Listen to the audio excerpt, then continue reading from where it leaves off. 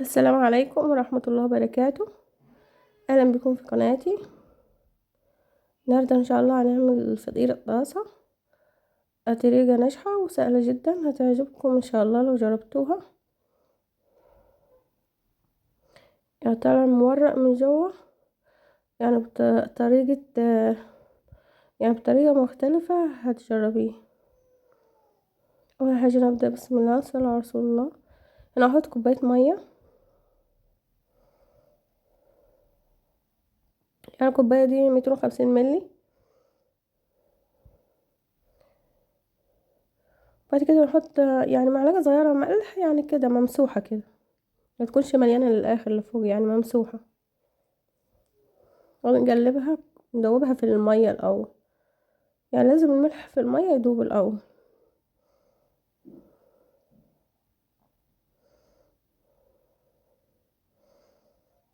وبعد كده نحط دقيق، نضيف بالكوباية كده، كوبايتين.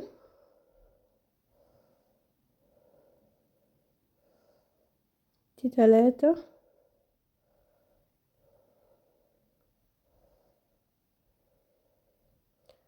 يعني حطينا 3 كوبايات دقيق. 3 كوباية دقيق.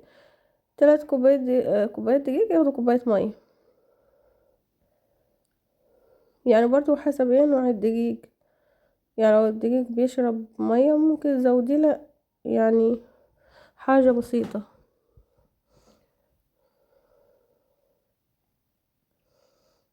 اهم حاجة في العجينة بتاعة الفطيرة، اهم حاجة ان هي تتعجن كويس، يعني انك تملكيها كده عشان يبقى لها عرق.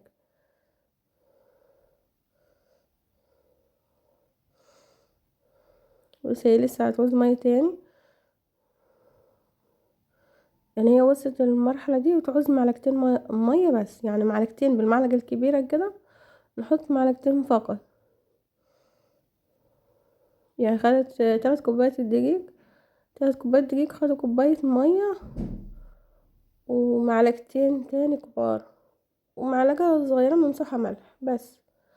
يعني هو العجين بتاع الفطير بتاع الطاسة مبياخدش غير مية وملح. بس اهم حاجة اللي تملك العجينة كويس، يعني تفضل تعجني فيها كده عشان تبقى ناعمة. بعد كده نحط دي معلقة صغيرة سمنة، يعني معلقة صغيرة سمنة او ممكن معلقة صغيرة زيت. بس يعني هي معلقة السمنة او معلقة الزيت ليه؟ عشان يعني تبقى العجينة طرية ما تنشفش معاكي. يعني انت بتفرديها كده، يعني عشان خاطر وانت بتفرديها تبقى ناعمة ما تشدش معاكي. يعني حطي معلقة صغيرة او معلقة زيت صغيرة.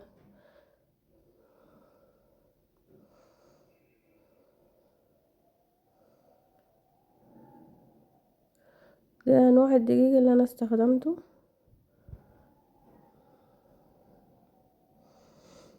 بس بعد كده نرش شوية دقيق على الرخامة عشان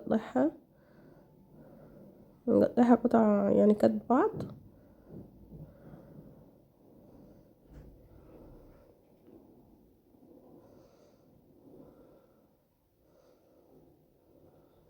يعني نبرمها كده وبعدين نقطعها.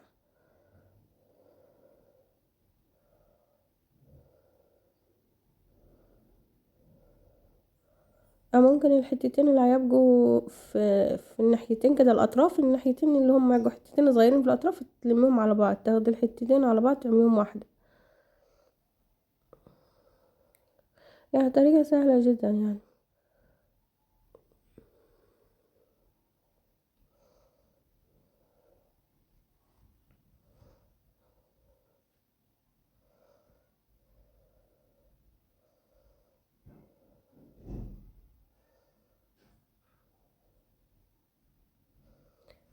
يعني ممكن لو حتة كبيرة مثلا تشيلي منها حتة تضيفيها على حتة صغيرة على حسب، يعني عشان يبقوا قد بعض.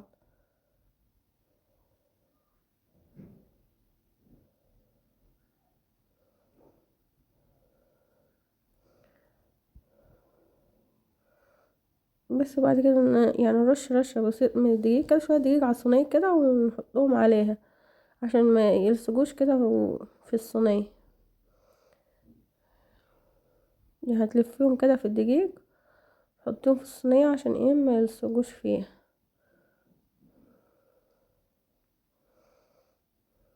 بس احنا كده عملنا 5 قطع، يعني متوسطين، لا هم كبار ولا هم صغيرين. بعد كده نحطهم كده، نغطيهم ونسيبهم يرتاحوا يعني اهم حاجة في العجين بتاع الفطير ده ان هو يرتاح. بس الفطير ده لازم يرتاح، سيبهم يرتاحوا كده، تحطهم في كيس او تغطيهم بكيس كده وتسيبيهم يرتاحوا نص ساعة. هنا دي سمنة، يعني سمنة وشوية زيت. يعني عادي ممكن تحطي سمنة وزبدة مع بعض. يعني عندك زبدة مثلا، حطي ربع كوباية زبدة، ربع كوباية زيت، نص كوباية سمنة. يعني الزبدة بتخلي الفطير طري يعني.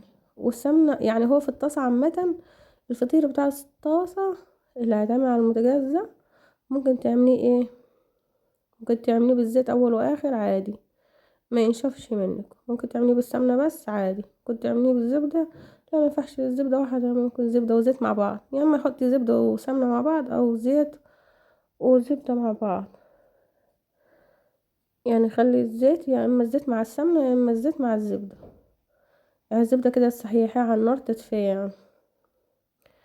لكن انت مثلا، اما الفطير اللي هو هيتعمل في الفرن، لا الفطير اللي هيتعمل في الفرن لازم يكون ايه، كوباية السمنة تاخد ربع كوباية زيت، او تحطي نص كوباية. الزبدة دي عادي، عايزة تحطيها حطيها، مش عايزة ما تحطيش. بس اهم حاجة الزيت. يعني تعملي الفطير في الفرن لازم الزيت ربع كوباية زيت جنب كوباية سمنة. ليه؟ لان الزيت في الفرن بينشف الفطير.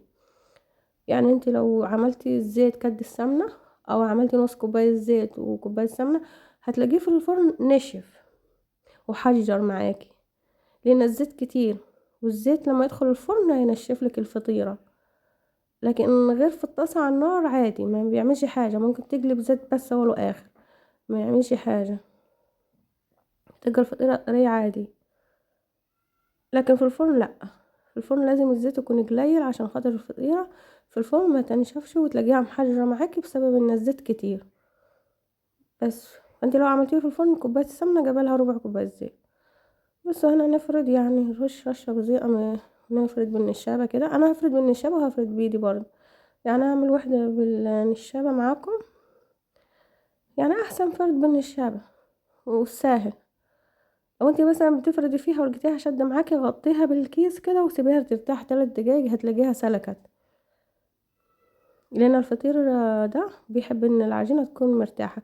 يعني انت مسكت العجينة وقعدت تفردي فيها لقيتيها شادة معاكي وعرقها قوي كده، يبقى تغطيها 5 دقايق بالكيس، هتلاقيها ايه سرحت معاكي كده وسلكت معاكي على طول. بس انا هعمل واحدة من النشابة، وبعد كده هعمل ايه، واحدة كده 2 كده من غير النشابة، يعني اللي عايز يفرد بيه ده يعني. بس يعني فردناها كده، وبعدين ندهنها سمنة كده.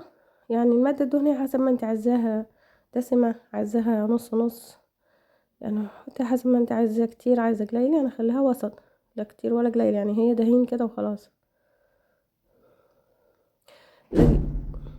لكن عندك بعد كده نتنوها كده، يعني نتنوا الفطيرة على بعض كده، نقفلوها على بعض يعني، وبعدين ندهنوها تاني كده.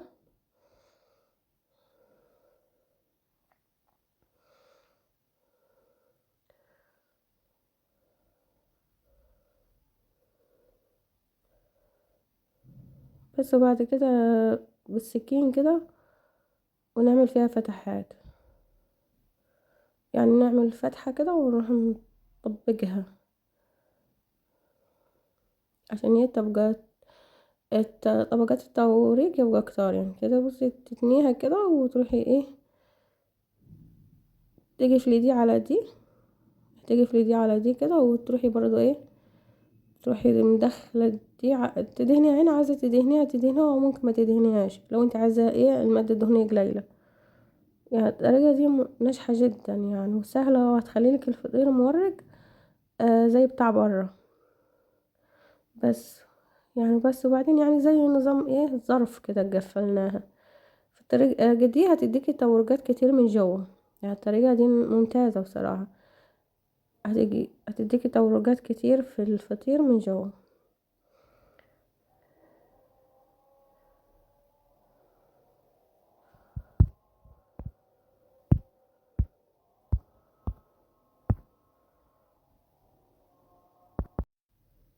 بعدها ندهن الصينية كده، يعني ندهن الصينية بسمنة بالخليط اللي احنا عملناه كده، بعدين نحط عليها اول واحدة عملناها، سيبوها عشان ترتاح تاني. هنا افرد بايدي، يعني ارشلها شوية دقيق كده، يعني ارشلها شوية دقيق وافردها نص فردة بالنشابة يعني كده.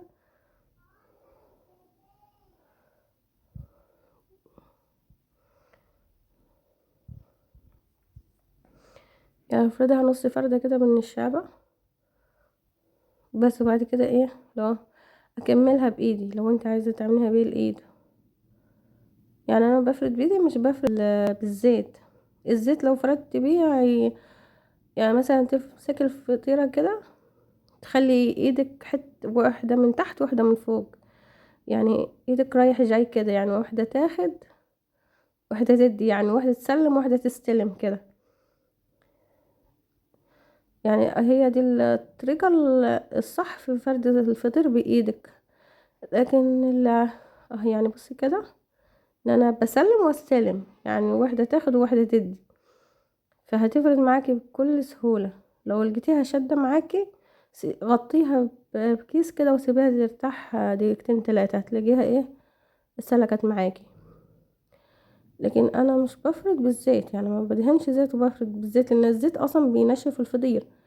لما تحطي زيت تفردي بيه، الزيت اصلا بيخلي الفطير لما يستوي في الفرن الفطيرة تنشف، تبقى ناشفة كده. ولو هي ملهاش، يعني لو ملهاش طبقات كتير عشان تبقى طرية، لو فردتها بالزيت، لو انت عاملاها مثلا فطيرة واحدة او فطيرتين وفردها بالزيت وكده، ما تحطيها في الفرن هتلاقيها حجرت كده ونشفت، فالزيت بينشف الفطير.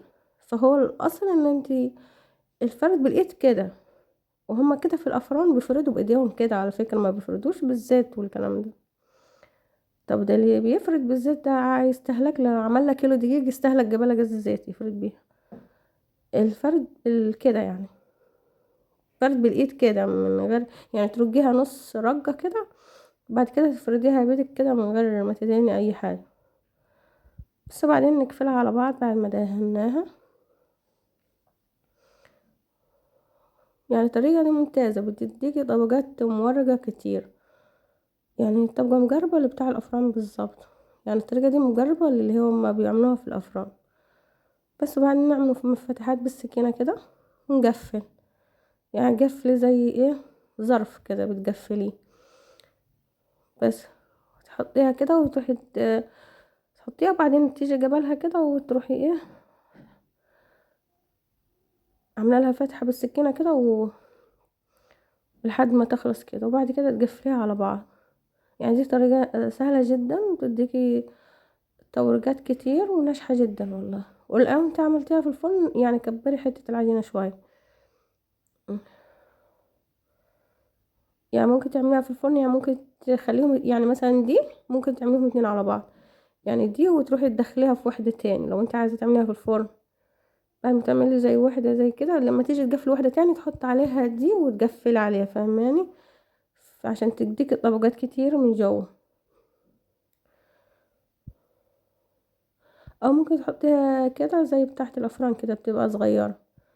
يعني الطريقة دي ناجحة جدا. الفطير هيستوي على نار عالية في الفرن، لو انت هتسوي في الفرن بيستوي على نار عالية، يعني 220 230 ممكن 250. بس انا فردتها نص فردة، وبعد كده تاخد الفطيرة كده في ايدك، تخلي ايد من تحت وايد من فوق بس، كده تسلمي وتستلمي. يعني كده يعني سهلة جدا يعني الطريقة دي. يعني في دقيقة كده هتلاقي نفسك فردت الفطيرة في دقيقة. بس اهم حاجة تملكي العجينة في اللو، يعني تعجنيهاش اي كلام. لو عجنتيها اي كلام هتلاقيها ايه تقطع منك.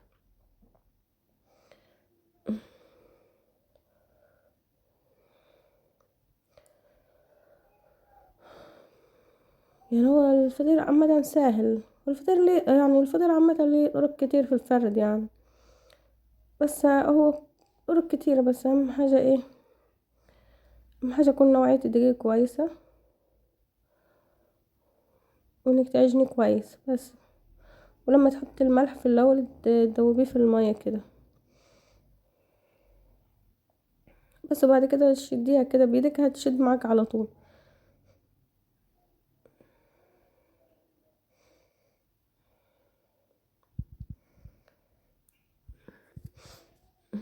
يعني هي طريقة الفرد الفطير بالايد، هو الفرد ده هو طريقة صح في الفرد كده.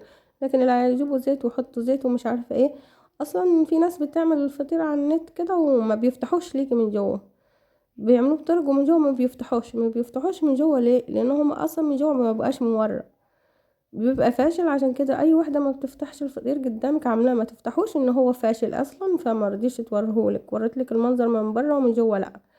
ان اللي بيحط زيت وبيفردوا العجينه مره واحده وبيطبقوها كده اصلا ما بتبقاش مورقه من جوه، وبتبقى شاربه زيت كتير وبتبقى شاربه سمنه كتير، بتبقى ناشفه، ما بتبقاش زي بتاعه الافران او زي الطريقه دي. ليه؟ لان هي فردت بالزيت وما ورقتش العجينه الفطيره لازم تبقى شفافه كده، ما كانش شفافه كده مش هتورق.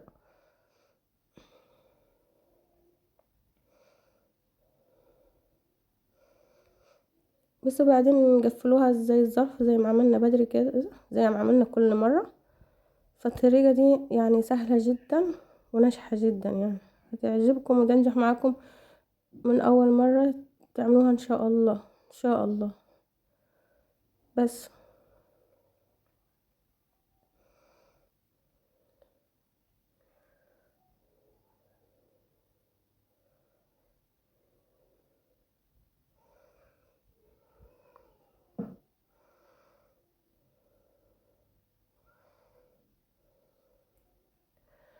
بس وبعدين نسيبوهم مثلا يعني. بس وبعد كده نبدأ ايه، نفرد على الصينية كده، نفرد أول واحدة عملناها. بعد كده نحط الطاسة على النار تسخن كويس، بعدين ندهنها دهنة بسيطة من الخليط اللي احنا كنا عاملينها في الأول، اللي هو السمنة مع الزيت. تدهنيها دهنة بسيطة كده يعني بالفرشة. أهم حاجة ايه، تحط على العين المتوسطة، ما تكونش العين العالية قوي ولا الواطية قوي، العين اللي هي ايه وسط، وتعليها عشان الفطيرة تستوي كويس من جوه. عشان لو حطيتها على نار عالية هتتحرق، حطيتها على نار هادية مش هتجوب معاك يعني، مش هترفع معاك. فتحطيها على العين الوسط، يعني هي بترفع معانا على كده. يعني الطريقة دي ممتازة جدا والله. يعني تفضلي تقلبي فيها كده، قلبيها مرتين، يعني ما تحطيهاش مرة واحدة وما تقلبيهاش غير بقى، لا قلبيها مرتين ثلاثة. يعني قلبيها مرتين او ثلاثة، يعني 4 مقلبات يعني. عشان ايه؟ تشمع من ناحيتين وترفع معاكي كده. يعني الطريقة دي ممتازة جدا والله العظيم، يعني قريبة خالص من الفطير بتاع الأفران، يعني مش فيش اختلاف بينها، يعني تعتبر زيها. بس لو انت مثلا عايزة تعمليها في الفرن، فنحطها على درجة حرارة 250 أو 240. بس أهم حاجة ايه، تدهني الصينية بالفرشة كده، يعني بالفرشة كده تدهني، ما تكبش بالمعلقة سمنة وتحطي، لا بالفرشة كده ببلة خفيفة بالفرشة بس. الطريقة دي ناجحة جدا وممتازة، هتعجبكم ان شاء الله. بس هو الفطير عايز ايه، طولة بال شوية، واهم حاجة ايه انك تعجني العجينة كويس، واهم حاجة ايه تسيبي العجينة ترتاح. يعني مثلا جيت تفردي العجينة ولقيتيها شادة معاكي، يبقى سيبيها ترتاح دقيقتين 3. اهم حاجة تريح العجينة. يعني انت مثلا عايزاها لونها يبقى احمر او لونها فاتح، بالفرشة كده وتمشي عليها.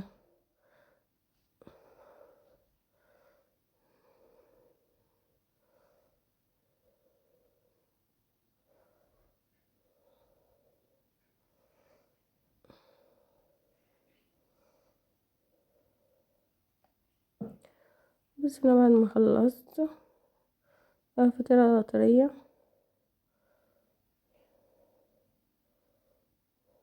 يا رب الفيديو يعجبكم، جربوه واشكركم على المشاهدة.